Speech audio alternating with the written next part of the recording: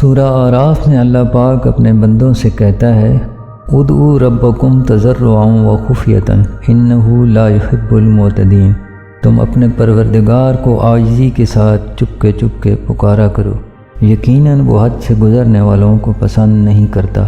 ہم چپ کے اللہ سے مانگتے تو ہیں مگر پھر انتظار نہیں کرتے اور سمجھتے ہیں بس ابھی گھر کی بیل بجے گی، کورئیر کمپنی باہر کھڑی ہوگی، یہ لیں جناب وصولی پر دستخط کریں، آپ نے ابھی یہ آرڈر کیا تھا۔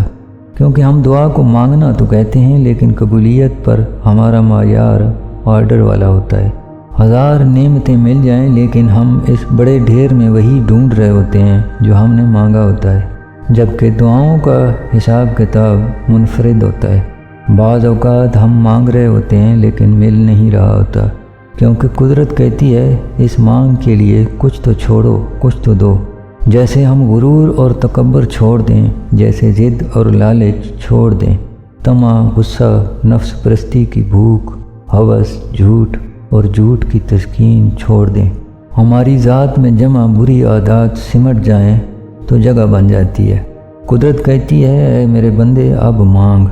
آدمی پھر اکثر وہ نہیں مانگتا جو پہلے مانگ رہا ہوتا تھا۔ کثافت جب اتر جاتی ہے تب بندہ کہتا ہے اے میرے رب میں تجھ سے راضی ہوں، بس تو بھی مجھ سے راضی ہو جا، اور پھر دعا قبول ہو جاتی ہے۔